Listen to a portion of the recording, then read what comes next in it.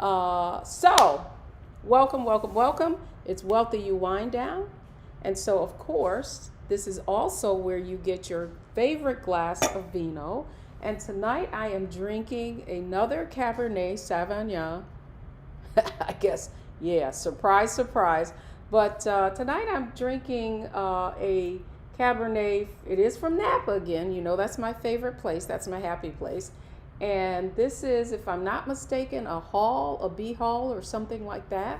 Another one of my Costco finds, if you want to find fine wine at a favorable price. But get your glass of vino. You could be drinking a white. In the chat, tell me if you're joining me. Tell me if you're drinking a rosé. Maybe you're drinking water. I don't know what you're drinking, but whatever your favorite beverage is, this is where we relax and we talk about the topic of building wealth, and that's what we're going to talk about tonight. So everybody's saying water, water. Uh-oh. Ginger beer. Okay. Angry Orchard ginger beer. All right. Oh, still working. Yeah, so if you're working, no, I do not want you drinking on the job because I don't want your boss calling me. And I want you to keep your job because remember, we need to have the money to invest. No, I'm just playing with y'all. So good evening, everyone. Tonight, I don't have a guest or anything, but tonight what I wanted to talk about is, and what I'll be talking about in the next sort of 4 weeks. And for those of you who haven't linked to me on LinkedIn, make sure you connect to me on LinkedIn because every Thursday I'm also going to be doing lunch and learns. And so I'm going to be talking about specifically the topic of fearless finances. Now, what do I mean by that? How many of you were afraid or are even now afraid to invest in the stock market? In the comments, tell me, are you afraid to invest in the stock market? If you've never invested, are you afraid? Perhaps you are in the stock market and you're seeing the market go really high and you're like, could we correct? Could the market correct? And so let me just see. Let me look at some of your comments. Okay, so Tamika said, yes, I was afraid for years. Rosina says, yes, for sure. Come on in the comments. Y'all, don't be afraid. Don't be scared, right? Because I'm talking about fear, but I don't want you guys to be scared because that's the issue, right? So often, the reason that we don't do many things is because of we're afraid. And oftentimes I tell people when I hear things like, people say things like, oh, I'm stuck. I tell them, you're not stuck, you're afraid. Agree or disagree with that? Have you ever felt like you didn't know which way to go? And you'll have conversations with yourself around, oh, I'm just stuck. I don't know why I can't get out of this rut. If you're in a rut and if you're stuck, I can tell you, typically the emotion that you're feeling is fear. So how do I know that? I know that because, I've been there, right? Like I've maybe haven't wanted to make a move because I was afraid. I haven't wanted to take risk because I was afraid of what could happen.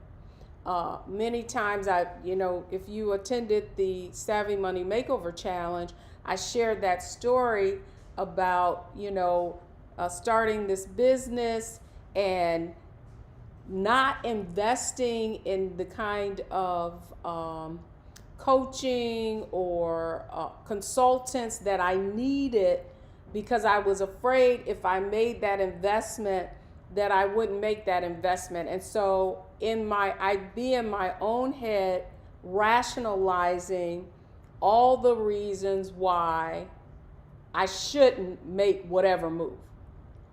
And typically the fear, and the biggest fear oftentimes is the fear of loss, right? The fear of loss. How many of you agree or disagree with me? Hey, Ruby, you're ready to learn? I used to be afraid but fearless now. I'm taking risks now. I love it. I love it, Wendy, right? So, I just really want to, push into this whole issue around fear, because what I want to tell you is that fear has killed more dreams and has prevented so many people from really finding their fortune because of the fear of losing, right? And so what I wanted to really, kind of do almost a series on is fear of investing, fear of risk, and fear of taking loss. Because you can always be in these two different, when it comes to investing, what I find is that when the market is where it is right now, making a lot of highs, in fact, the market, I think, closed above 33,960. I'm looking at the stats right now on Bloomberg, right? And, so now you've been sitting on the sidelines and you see all of these people and they're making money and you're saying, how many of you wish you had invested back in March of last year when COVID went down? How many of you, when COVID was going down, how many of you wish you had invested more? Right? Rosina says, me, right? And so you're saying, oh, well, let me not make any assumptions here. For those of you who didn't invest, why didn't you invest? In the comments in the chat, let me know. Why didn't you invest?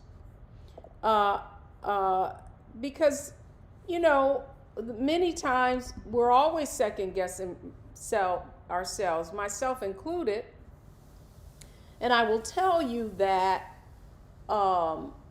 when you've made a mistake and when you've lost, you can really become risk averse, meaning you are like, I'm never going to put myself in that situation again.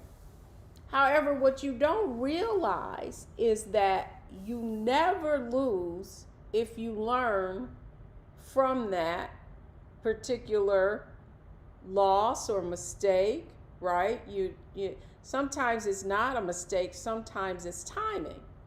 And so in this series, what I really want to break down for you is how you can fear less about losing if you take calculated risk. Because that's really what investors do, is they know that they have to be prepared at any time to see their investment decline, because that's what the markets do. They go up, they go down, they go up, they go down.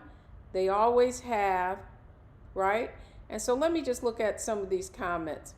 Asia said, I didn't invest because wasn't sure how the pandemic was going to go, so wanted to keep all my monies, all my coins. I understand, Asia, definitely. Don said fear and not knowing how. Nanette says didn't have knowledge of investing in stocks. Have knowledge of investing in stocks could be so simple. Had no knowledge of investing. Unsure. Because that's the key thing, and this is what I want you all to understand. And I do believe this is what many in the WealthyU community have come to understand, and that is that knowledge is the antidote for fear. Now, that's a quote by one of my favorite all-time philosophers and authors of Ralph Waldo Emerson, right? That knowledge is the antidote for fear. Agree or disagree? Because, and I love it because I feel like I'm in almost a lab for that. And so there are many people on this broadcast tonight that have our prior coaching clients, are in the WealthyU Society right now in our membership program, And many of them started off very fearful. So in the comment or the chat, tell me if you've been in WealthyU, or maybe you've just been hanging out in the WealthyU community on Facebook with us, which is our free private Facebook group. And by the way, if you haven't joined, perhaps you're on the page and you haven't joined the WealthyU community, make sure you do that too, right? Because that's where a lot of the training and events that we put on, typically, if you're going to find them every week or every time we're doing something new, you're going to find it in the WealthyU community. But how many of you who are in this community have gone through the training, gone through the coaching, gone through and learned about how the financial markets and how they work, and are now no longer fearful of investing? How many of you feel that way now? Let's see. So Michelle says I am. Tamika says me. Delia says agree. Mona says me. Diana Stokes says, and here's the thing, is many of the women who are saying this is they have not necessarily been in WealthyU very long. They may have just started a year ago, 6 months ago, 3 months ago. And now that they're in a community of like-minded people who are, talking about the investments, talking about the last investments that they made, may have participated last week and learned about crowdfunding and early stage investing, that knowledge is the antidote to fear. But I really want to take it one step further, because I think what's very, very important is that you understand that at any time, things can change, right? So, and we know that because we experienced COVID and no one was prepared for that. And we saw the market just go, whoosh, right, really quickly. And we thought with oh my goodness, that we were going to see something like a 2008 recession, and we didn't see that. And so why didn't we have like the drawn out long economic downturn, in spite of the fact that 50% of this economy shut down? It stands to reason that this economy should have been in a free fall. And that the fact that, so agree with me or disagree with me, that if you, based on COVID and the amount of industries that were impacted and still are not at full, we're still not at full capacity. In fact, there's a lot of pent-up demand because people have been sitting home and they haven't been spending or doing the things that they do. Well, the reason that the economy did not go into, sort of a recession, a depression, is because the federal government pumped a lot of money. Well, the Federal Reserve, which is the arm of the government that executes on monetary policy, basically put a lot of money in the economy. You guys agree? So you had COVID checks, and you had the economic stimulus. You had the Recovery Act. You had them giving money to businesses. Some businesses got millions of dollars, and that money was forgiven. They pumped a ton of money into the airlines, and so really, that is the reason our economy didn't go into a free fall.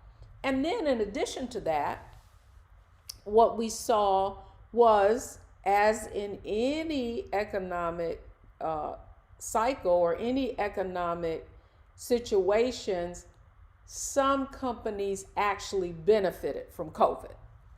You guys hear what I'm saying? Some companies actually, their business flourished in an economic environment, And they even framed it, they even named it, right? Stay at home stocks. Do you guys remember that?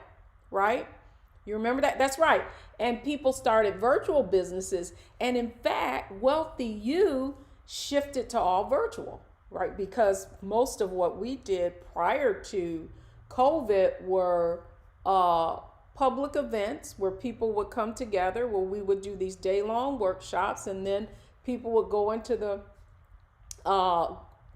typically opt to go into some of our different coaching programs, right? Which was specifically one-on-one.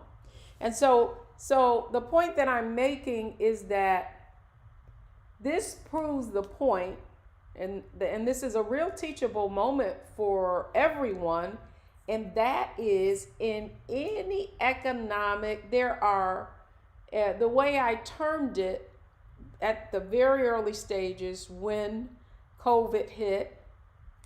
How many of you, I'm going to test y'all on in the comments, or what did I say at that point? Anybody remember? What was the term? I'm going on Facebook so I can see if you guys are making comments so that I can respond to you as well. But the point that I made then was that there are possibilities in volatility.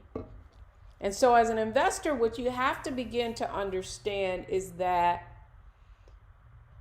in every economic cycle, every economic downturn, companies are always making money. There are some companies that are always going to make money, and so that you need to adjust and really look at the landscape and think about what are the companies that are going to benefit from whatever the catastrophe was, right?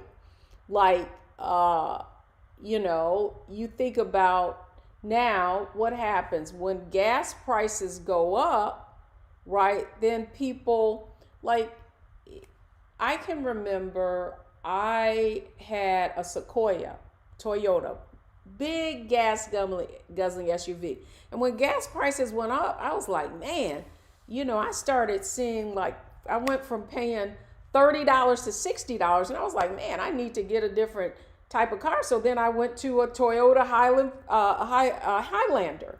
And so what I want you guys to begin to understand about just economic volatility and about the stock market is that an astute investor is always looking at the economic environment and seeing how behavior, right, and consumption, because that's all that makes any company go up. You got more demand for your product, you can raise your prices, and you make more profits, right?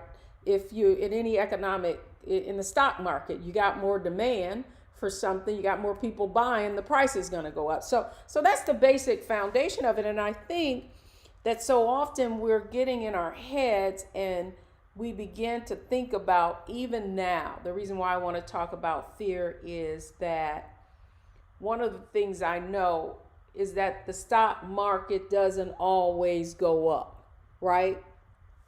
And that when we have seen just month after month after month after month of gains, then people start to feel a little like, I can't lose. You know what I'm saying? Like, you start thinking, I'm a genius, especially if you just started investing. I go on Clubhouse and listen to some of these conversations from people who just learned how to invest, and they've only been investing for 3 years, and they start talking about it's different because, I have a strategy. As soon as people start talking about it's different, I know, as somebody who's been in the investment industry for decades and has went, stock market crash this, downturn this, recession this, I have felt the stock market go up and down, right? And so what is important is, if you're going to be a long-term investor and if you're going to do well in spite of the ups and downs of the market, that you understand how to have a strategy around being able to be a successful investor in any kind of environment, knowing that at any given time, circumstances can change. And if we've learned anything, we should know that circumstances can change, right? And so what I want to talk about is really how you have fearless finances, and you approach things from a fearless finances point of view. And the way that you can do that is you can have an approach that allows you to make sure that you're managing your investments,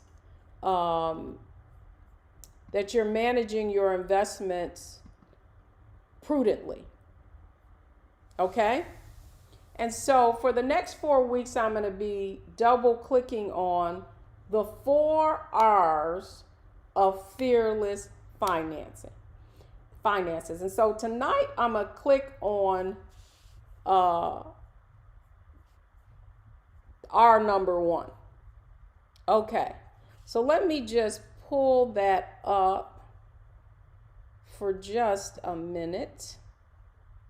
And you can, if you're taking notes, take notes, because I want to give everyone a sense of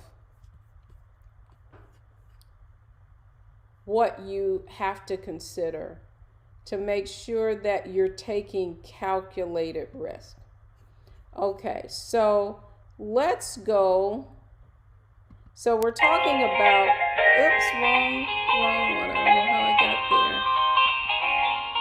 there. Okay, so the first R is what I want to talk about. And that is reassessing your risk tolerance. Now, why is this important?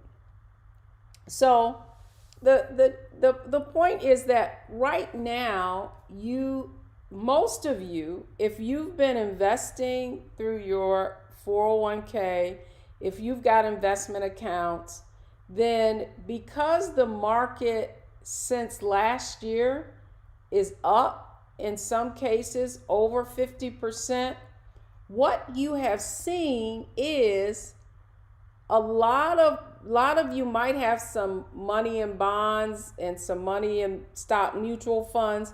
Because the market has risen so high, many of you have a lot more stock or stock mutual funds or equity, as they might say, stocks or equity allocation in your portfolio. So what I want all of you to do is to take a look. How much do you have in stocks and how much do you have in bonds? Now, many of you, depending upon where you are, one of the things I talk about in WealthyU is how you determine how much you should have in stocks and how much you should have in bonds, right? So back in the day, it used to be that you would take your age, subtract it from 100, and the difference would tell you how much you should have in bonds. So if you're 30, you subtract from 100, it's 70, you should have 70% in bonds. If you're 40, you would have 60% in bonds, and so on. But when that calculus or that formula was designed, it was designed when life expectancy was for men and women 65, 70. And so now that we're living so much longer, our assets have to grow, and we have to live those assets much longer. And so now it's not dying too soon, it's living too long. And so because of that, for many of you, you can be more aggressive. So let's say if you want a moderate portfolio, you would subtract from the number 110. And so if you were 40, you'd have 70%. If you were 50, you would have 60%. And even if you were 30, you would have almost 80% of your long-term, I'm talking about your long-term money, like the money that's you're not going to use for 5, 10, 15 years, right? And so what I really want to encourage everybody to do is go take a look at your retirement statement and find and look to see how much money do I have in stocks and how much money do I have in bonds. So let's see, 5% in bonds, 5% return, really, really low. Yeah, but I bet you, Benita, for you to have only, you only have 5% of your overall investments in mutual funds. That's really, really conservative, right? So why am I saying this? I'm saying this to you all because it is so easy to begin to feel like, oh, the stock market never goes down and I can be very aggressive. In fact, I can go to 80%. I can go to 90%. I want to see my money work. I want to get the highest return that I can. And then as soon as the market goes down, everybody's running for the hills, and now they want to, now they want to put all their money in bonds at the worst possible time. And so the way you have fearless finances is you always have a balance of a percentage of your stocks and a percentage of your investments in stock and a percentage of your investment in bonds, because then it doesn't matter, right? Like, I won't say it doesn't matter. Then you're not going to be so afraid because part of your investments are not going to be impacted about the volatility of the market. So let me look at some of these percentages. Deborah says 46% in stocks, 47% in bonds, and 7% in fixed. Now, Deborah, that's a pretty solid allocation for someone who is very conservative, right? And maybe at retirement or near retirement, or if that is all the risk that you have, the stomach that you have for risk, then that's a pretty good mix. Now, okay, so Myrna says 80% in stocks and 20% in bonds. That's a very aggressive mix, right? So why is this important, you guys? Here's what I want you to understand, is that somebody with a 50-50 portfolio, the worst they've seen their portfolio go down in 1 year is maybe by 25%. Okay? But if you've got 80-20, then you need to be prepared, like we did in COVID, right? When we saw the market go down, for your portfolio in any given year to go down by more than 50%, right? And so what's important about that is for you to understand what's the worst case scenario. Because the truth of it is that you don't lose anything until you sell. Interesting. Okay, Robert, you're over 65. So that's a pretty good balance to have if you're over 65. And that is because, there have been times when it's taken 5 years for the stock market to get back to where it was, right? And then go up again. And so if you don't have the time to wait it out, then that's why you want to have a balanced portfolio. So don't let anybody ever tell you, well, you're going to get a better return in the stock market, so that's where your money should be. No. And so I'm hearing, and the reason why I wanted to have this conversation with all of you tonight is because I'm hearing so many people, who haven't experienced a real bad correction, just kind of, excuse me, spout off at the mouth is that, oh, well, when stocks go down, stocks are on sale. Yeah, they are on sale. And so the other reason Rosemary says 0% in bonds and it is not good. Rosemary, it depends, right? It depends on, typically you want to have some money in bonds, and here's why. One, if the market goes down, that percentage of you're not going to see that percentage of your portfolio impacted. But the reason that you want to have some money in bonds is if the stock market makes a correction and goes down, then you have some money that now once the stock market goes down, you can then move back into stocks. So those are the different reason why right now, with the market being at such a high level, that regardless of who you are, you want to take a look at your investments and make sure that because the market has went up so high that you're not now, maybe you started out at 60-40 and now because the market is up, you're at 75-25. What do you want to do? You want to begin to reposition that back into a bond so that you have that balance. So in the chat, I want to take your questions. So are you guys understanding what I'm saying? Okay, so let me go. Do you buy bonds the way you buy stocks? Absolutely. So bonds, so right now I'm pretty much talking about bond mutual funds, right? And basically all a mutual fund is a professionally managed portfolio where you have a professional money manager picking those different investments.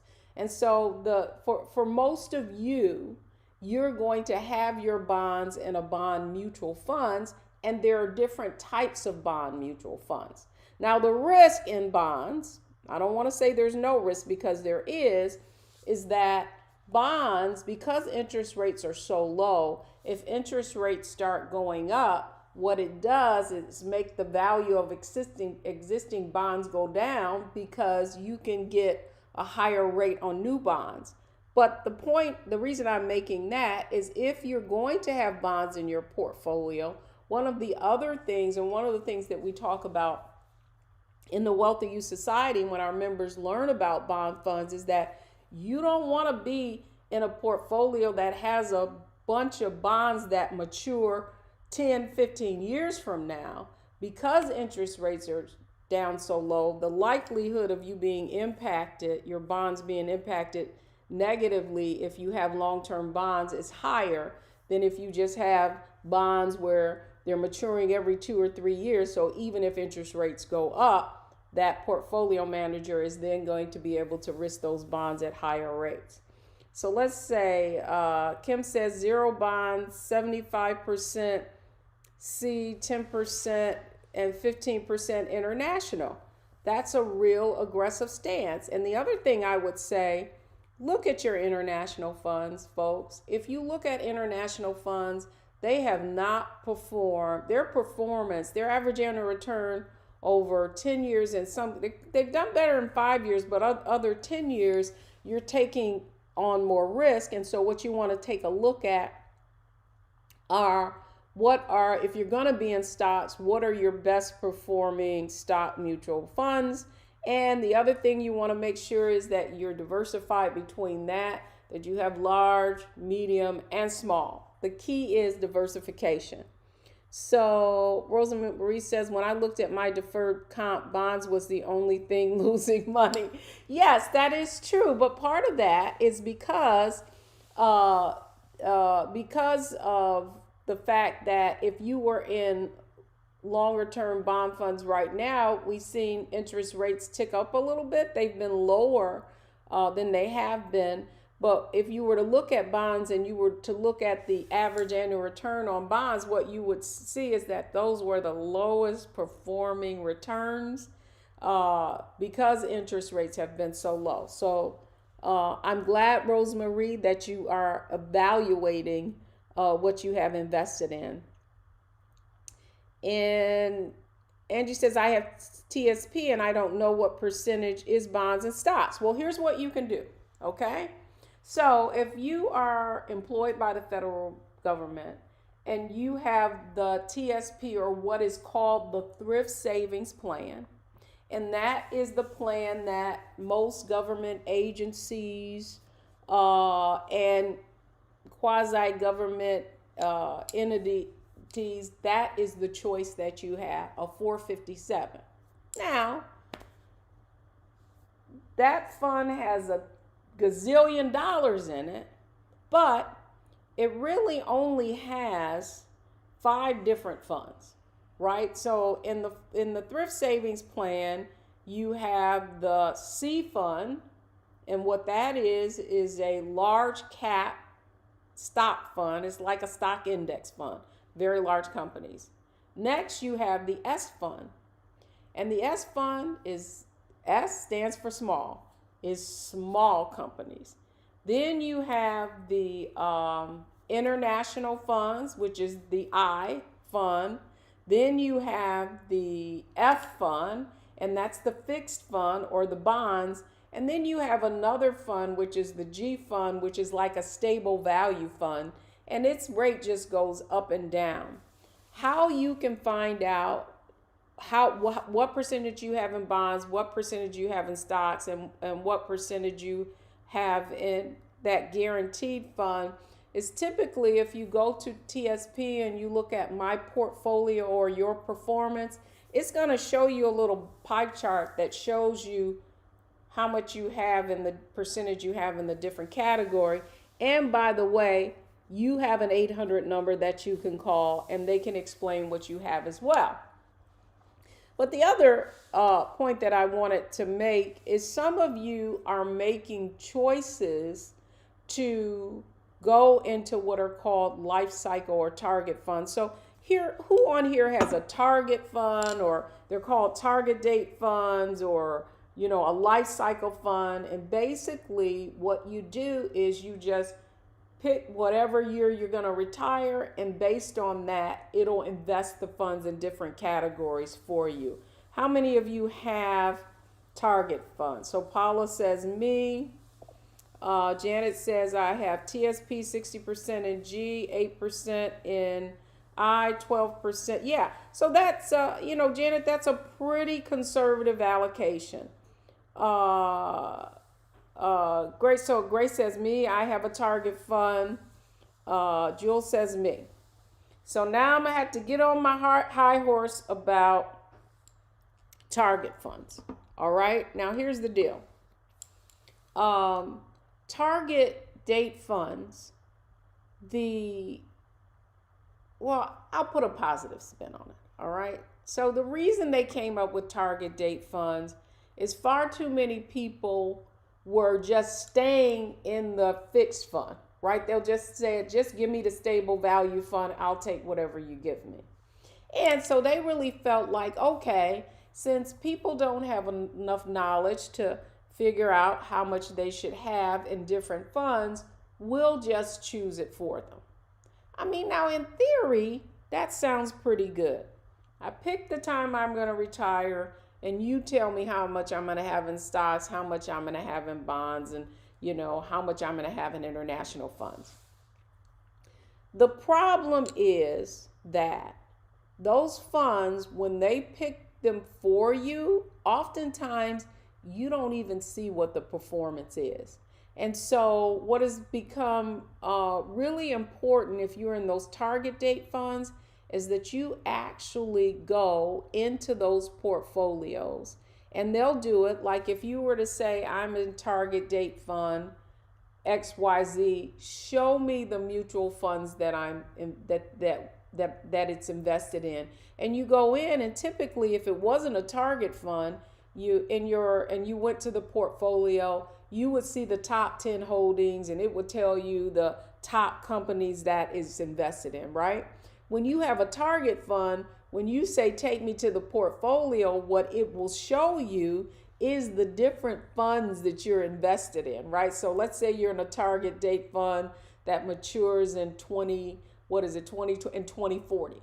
And so with underneath that target date fund, they may say, if it's a Vanguard, they'll say, oh, it's in the Vanguard 500 fund, it's in the Vanguard International Fund, and it's in the Vanguard, mid cap index fund. And then you got to go even further in there now, ladies. And now you got to look at, okay, how did that Vanguard 500 fund do? Okay, What's that performance? So you got to go a little deeper and look at the individual fund. Then you got to look at, oh, what did that Vanguard International Fund do?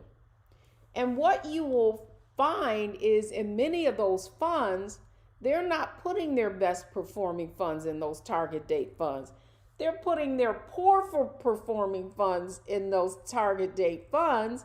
And then you wonder why. Wow, you're hearing maybe you have a different fund somewhere and its average return over 10 years was 13%. But then you're looking at your target date fund and you say, oh, I only got a return of 6%, right? And then you're saying, oh, but I thought I had the Vanguard 500 in there. Yeah, that Vanguard 500 may have done 12 or 13%, but they had the international fund and some other weird emerging markets fund. That's the other one that I want to think about. And those funds have performed terribly. Can I say terrible? Terrible.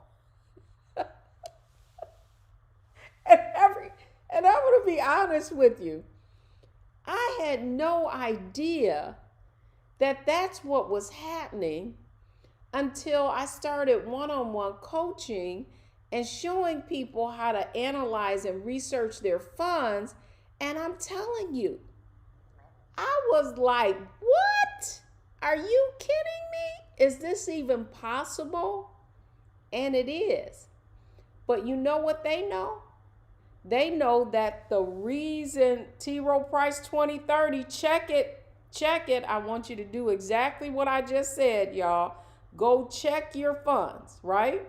And look at what are the underlying funds that are in that fund, and then go and look at the performance of those underlying funds. Now, do y'all hear me? Because here is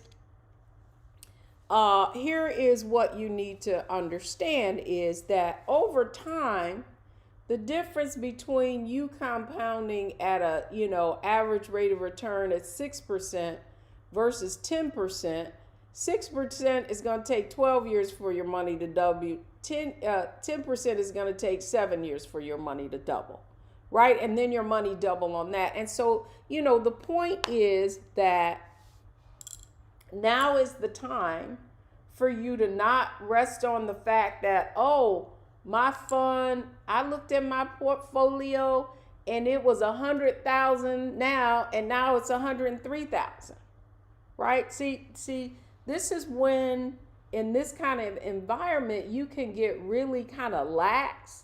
And I know, what I hear oftentimes, okay, so I'm going to give you guys a really good example. Okay. So a few years back, I was coaching a client and I was showing her how to analyze and research her funds. And what we realized, almost off the bat, as we say in Detroit, that her funds weren't invested in the market at all. And she didn't even realize they weren't invested in the market. And so literally for 5 years, she had several $100,000 that literally was just making pennies, right?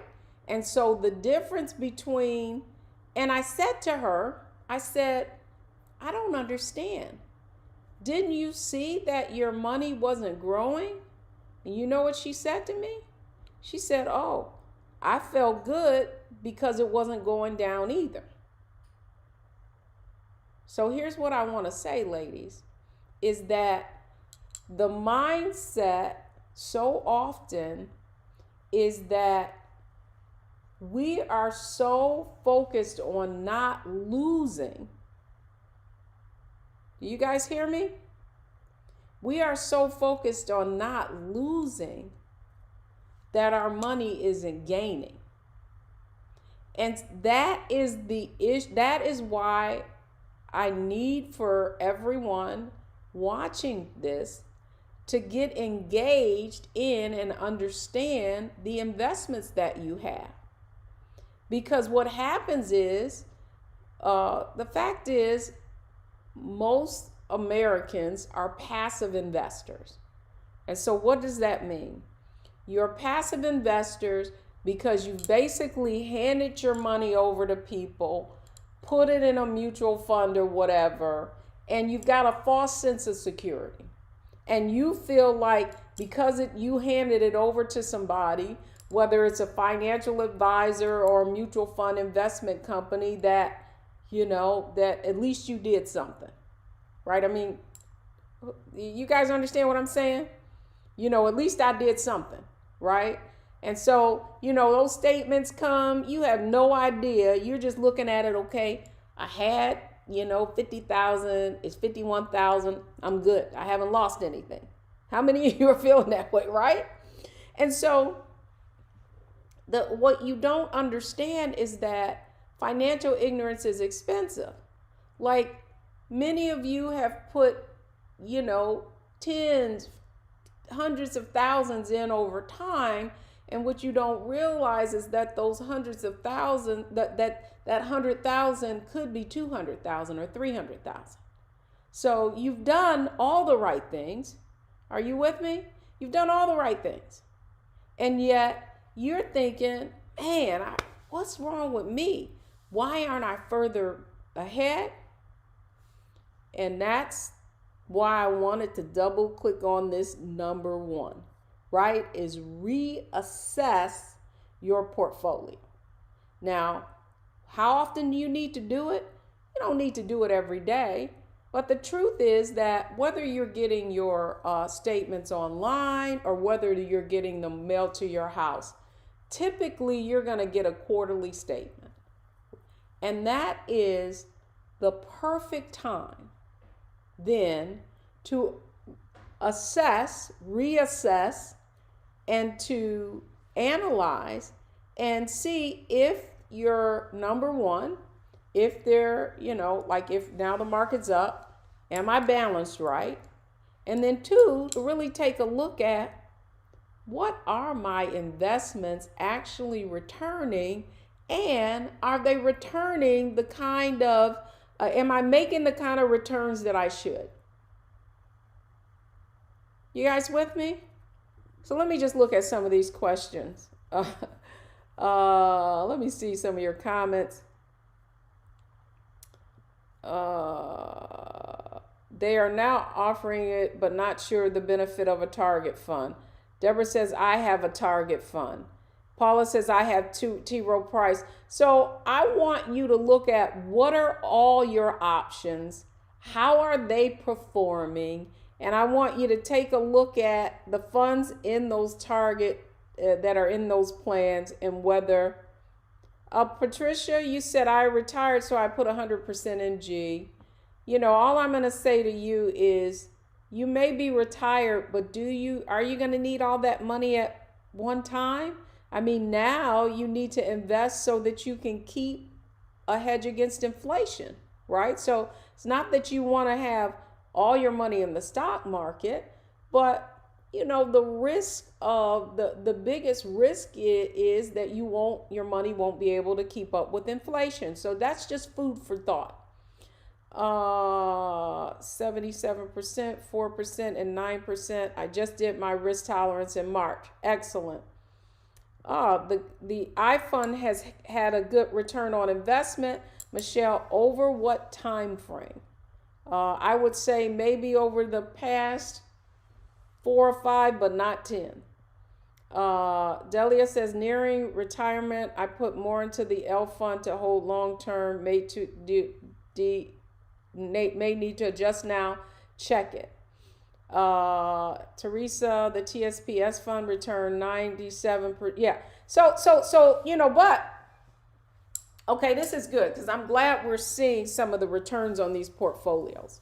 So, if you've been through any kind of any workshops through WealthyU, perhaps you've attended our master classes or whatever, one of the things is that the reason you have different eggs in different baskets is because at any given time, certain companies are going to do well in economic environments, and that is exactly what happened to small caps this year.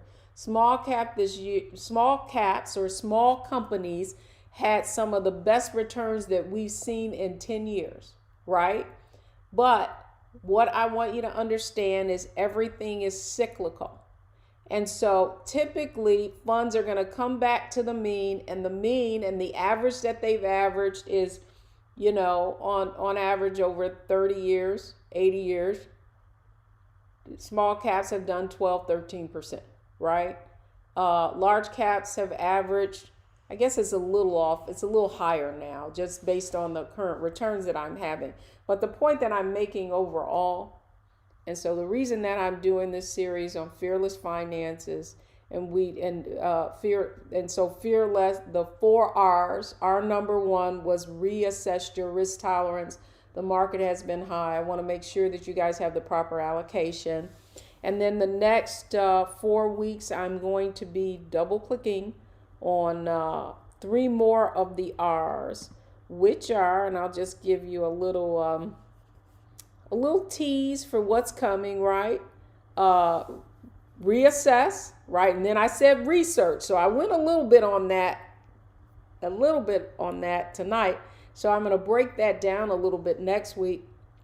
And then I'm going to talk about how you review your investments, and then finally, really going through and rebalancing your portfolio. So that's what's ahead. If you want to hear more about fearless finances, I want you guys, if you're not on LinkedIn, follow me on LinkedIn, because I'll be doing lunch and learns there. And then we'll come right back to the second R next, WealthyU wind down. So yeah, we're right at almost at the top of the hour. Tell me what your takeaways for tonight. I haven't been doing a lot of teaching, but we said we were going to do this series. What's your takeaway? We covered a lot, even though it was the first R. But what I want to know is, what are you going to take away today? Okay, so I'm retiring on May 1st. Like the other young lady, 99% of my funds have been moved to G. Here's all I'm going to say, ladies, is that the risk is no longer dying too soon. It's living too long. And now that we're all responsible for managing our finances, we cannot afford to just be, not having any of our money working for us, right? Interest rates are really low. If you're in a fixed investment, you're lucky if you're making 2%. Inflation has averaged 3%.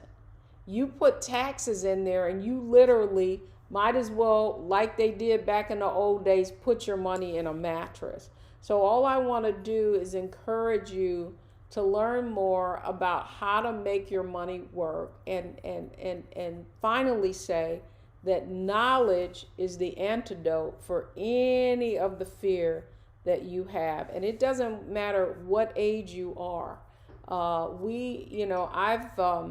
coached women who were in their 60s, almost 70s. They learned how to manage their portfolio properly. They learned how to analyze and research mutual funds, analyze and research stock, take calculated risk.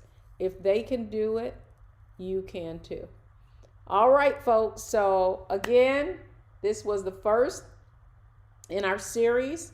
I'll also be having a lunch and learn on these same topics, and I hope to see you there. So for those of you who are watching me on the other platforms, make sure you follow me on Twitter, and that's at Deborah Owens. That's where I kind of hang out and, say crazy stuff. No, just kidding. Well, yeah, I guess I do. Follow me on, certainly join our free WealthyU community, and then also link with me on LinkedIn. All right, folks, that's going to do it for me this evening.